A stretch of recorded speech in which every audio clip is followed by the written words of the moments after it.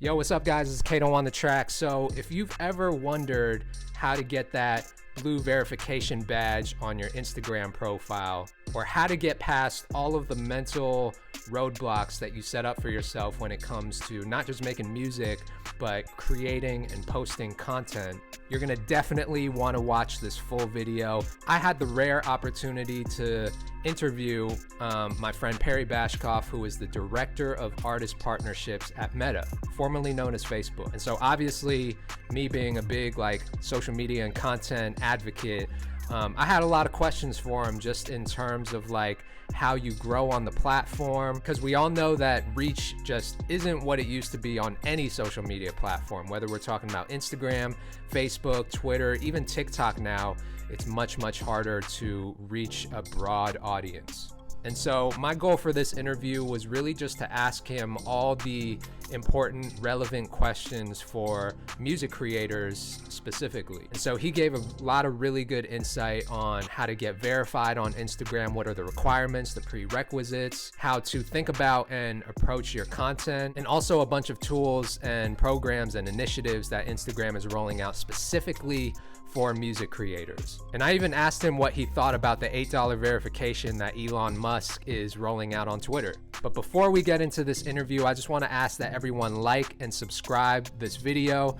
My goal is to get to 100,000 YouTube subscribers, and I know that I can get there with your guys' support. So make sure you like and subscribe to this video if you want to keep seeing more content just like this. So without further ado, here's the full interview with me and Perry Bashkoff, the director of artist partnerships at Meta. Enjoy, guys. If you can just start with just stating your job title and what you do at Meta. Yeah. Yeah. So I'm the director of artist partnerships at Meta. So working with artists, working with management companies, and labels to a certain extent, just to help educate on the tools that are available, the different products that are available to help tell stories. So whether it's an album release or whether it's a cooking show or whatever it is that the artist is passionate about, making sure that they know how to use all of the tools that we have available, both on Instagram side and Facebook side now. Okay, perfect. All right. So since my audience is mostly music creators, right? It's like artists, producers, engineers, singers, rappers, songwriters. I'm sure you're on the platform every day. Like I'm heavily on Instagram every day.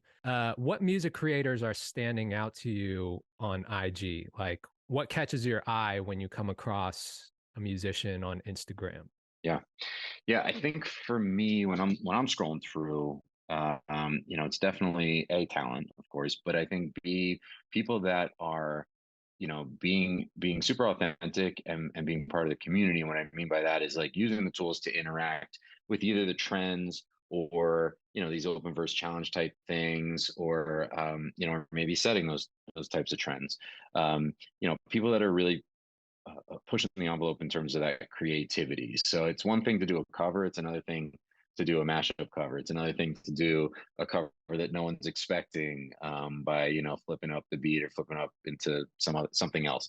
That's what the beauty of this platform is about, is enabling all that creativity, and that's what has been exciting for me, is to be able to kind of watch everyone do that, and we find all these new stories. But I think the folks that are doing it consistently are the ones that continue to show up in my feed, whether or not I'm following them, because they are getting that engagement, right? And they're kind of putting their toe or their finger in a bunch of different conversations.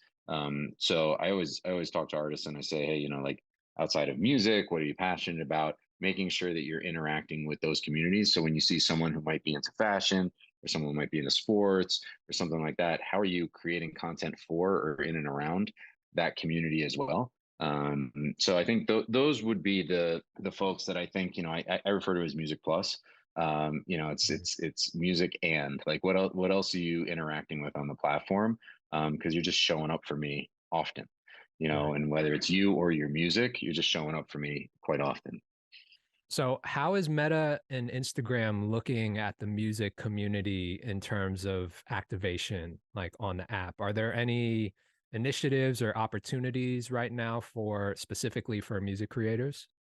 Yeah, there's a bunch, and we're always experimenting and building new ones. And actually, we have dedicated product teams, we have dedicated marketing teams that are really looking to amplify not only artists from a storytelling perspective to help build their brand, but songs, of course, which are obviously just kind of leading the way wherever possible. But we have new real estate opportunities, and what I mean by that, feature type of thing. So if you open the audio library now, where all the music is, you see like the feature banner in the top. That's not something that we had when we first launched. The ability to kind of highlight new trending, you know, um, culturally relevant type songs. There's a bunch of in product type of things that we. It's not a real pitch process for us. It's more just about either our relationships with some of the artists or some of the things that we're seeing popping off. We have a bunch of different emerging artist programs that we are either continuing to experiment with or building out throughout the rest of the year. And that's on both the Instagram and the Facebook side, right? So we have facebook.com/musicians. We try to Mhm. highlight a lot of artists over there regularly. Our at creators account, we're highlighting artists and music on there regularly. Yeah, Instagram account all the time. So there's a bunch of different ways in which we are trying to amplify. We're just scratching the surface, and from time to time you'll see like new product features and things popping up everywhere that we're testing out with a few artists. We test them out to make sure that A, they're stable and they're not going to break anything, but B, is there the engagement, is it actually helping the artist get to where they want to be before we roll it out. So you may have Mhm. seen some of these things like popping up on profiles and whatnot from time to time with some recent releases. Those are Yep. tests that we're doing to see if that's something that we can kind of roll out to the wider emerging artist community, et cetera. Got you. I want to go back because you said something Yeah. that was really important to me that I think every musician or creator needs to hear, which is the word storytelling. Especially, I think for artists, it's a little bit more inherent where, because of the nature of being an artist, like you're literally telling stories through your words and your lyrics. But for someone like a musician or a guitar player or a pianist, that is a little bit harder to focus on because it's like, how do you tell a story through an instrument? Or if you're Yeah. working behind the scenes, like, how do you tell your own unique story? So I think it's something that musicians specifically think about maybe less.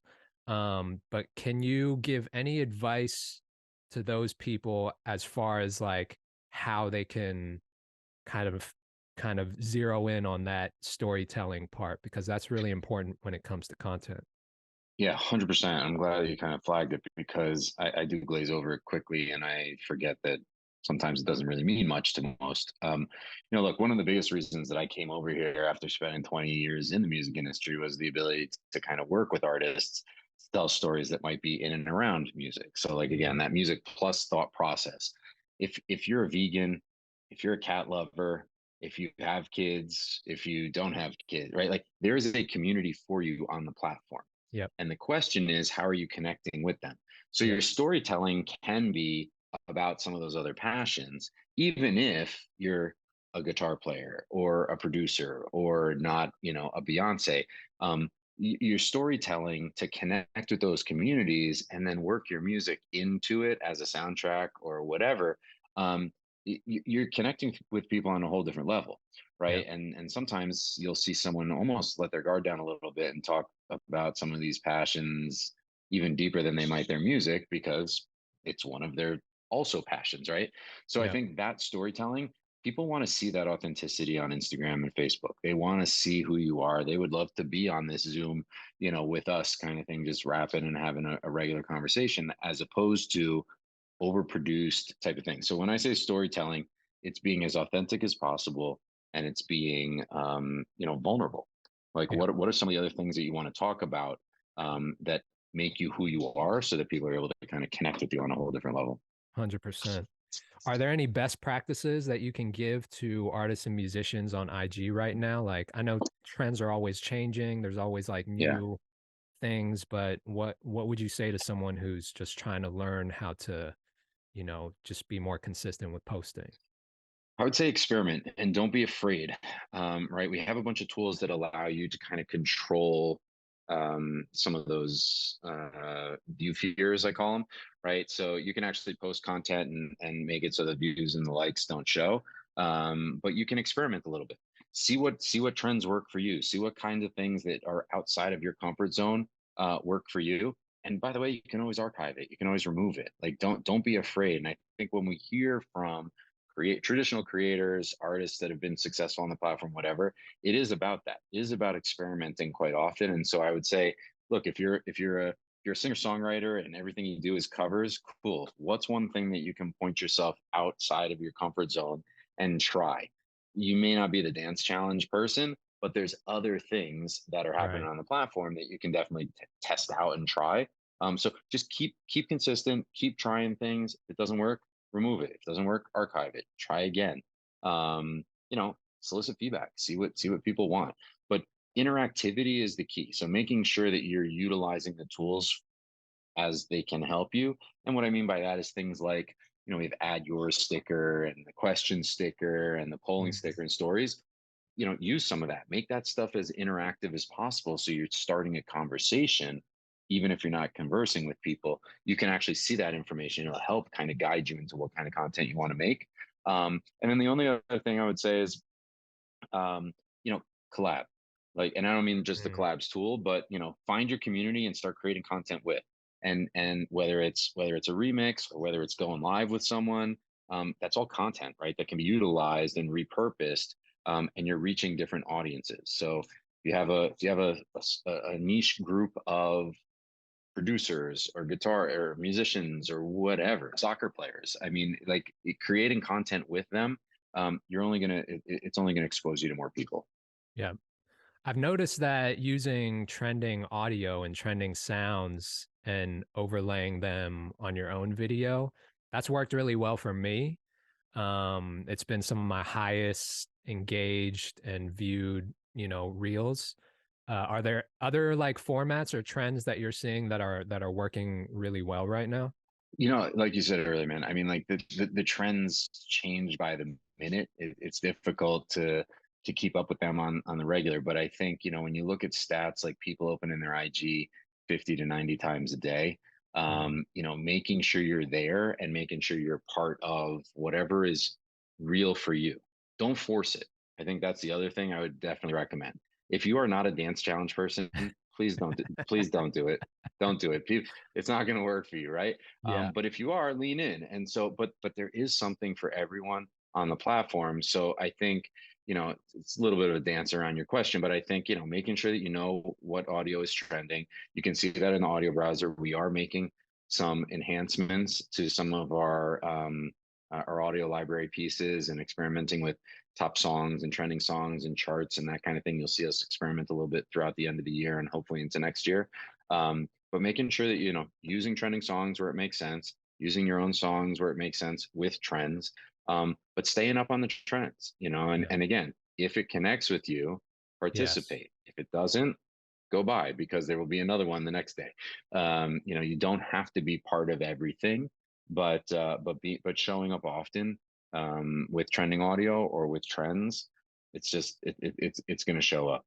Yeah, I think that's the key, right? It's like doing things that are authentic to you and the thing I like about using trending audio is that you can find audio that's funny, you can find audio that's inspiring, that's motivational, that, people that your community specifically will relate to. So it's like using a trend, but it's also just still maintaining that authenticity, um, which I think is the Yeah. key, right? No, I think you hit it on the head too, man. It's like just because you're an artist doesn't mean you need to be in promo mode always about your own songs, Yeah. right? Using some of these other sounds and other things will expose you to other communities where people will then fall in love with you, and then they'll go, "Oh shit, this person makes music also. Let me learn all about them," because you've Yeah. now connected with them on a whole different level. So I think you're right. Like, it's not just about, look, I'm the music guy. It's not just about licensed music. It can be about some of these sounds and the inspirational things and the comedy and whatever. So having a well-rounded account that kind of talks to who your brand Mhm. is, again, don't force it. But if that's who you can be, yeah, lean into some of these other things that get you there. Okay, so growth and reach is not what it used to be on any platform, whether we're talking about Instagram, Facebook, Twitter, TikTok. Should people even be focused on that? Or is it all about the content and building community? It's a great question, and I think you framed it perfectly. I mean, quite honestly, my answer to this is content is always going to drive the others, right? So if you have great content, hopefully people are going to find it. Hopefully we are going to find it. We are going to help amplify it. So without content and without being part of the community, yeah, you're not going to get that. The other thing to think about is it doesn't always have to be content first. Content can be driven from, and I've even seen you do some of this, content can be driven from interactions within the community, Right. right? So while posting is good, being part of that community, I always say, is better. And what that means is you comment, have a conversation, Yeah. interact, reshare, all those types of things. Because that conversation can also turn into content, which will Yep. also then expose you to. So, yes, is the reach thing something that we are looking at, the whole universe looking at? Yes. Is it something that we need to really, really double down on and make sure that this place feels like a place that people can grow and break again? 100%. It is something that we're looking at every day, running tests all over the place. But I think, to your question, should you, um, Should you should you be even be stressing concerned about out? Yeah, it? should Yeah. you be stressing out about it? Look, I would say yes and no. Yes, you always want to be growing, but don't stress if you're not. Don't stress if you're maintaining. If you're in this like free fall, like losing followers, yeah, let's rethink what's going on in terms of content and even your presence on the platform. But if you're maintaining, especially in this world where we're definitely seeing users be very curated in who they are following, right? There's that COVID period where you just followed everybody because you had all the time on your hands and you're just all the content you could consume. Now that we're back outside, is definitely we've seen people go, okay, cool. I don't need a little bit of this. I need more of that, whatever. But if you're maintaining your followers and growing even at a slow click, that's a good thing, Yeah. right? Continue to focus on the content, continue to focus on the consistency, and continue to focus on the community. Those are like the 3 C's that I focus on: content, consistency, community. Being part of that dialogue. I'm telling you, I've watched artists once a week posts, and they spend every other day being part of the community, right? And that kind of thing works for some people, right? So you don't burn yourself out on content creation, but you're part of the conversation. So, Yep. yeah, I wouldn't stress it. We have tools again that enable you to kind of disable that, so it becomes not even a top of mind for you as well in terms of likes and all of that. You're really just about the content creation and community, and then you can check in monthly instead of every day or every minute.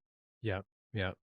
So, what would you say to the music creator who used to post 90% photos on Instagram?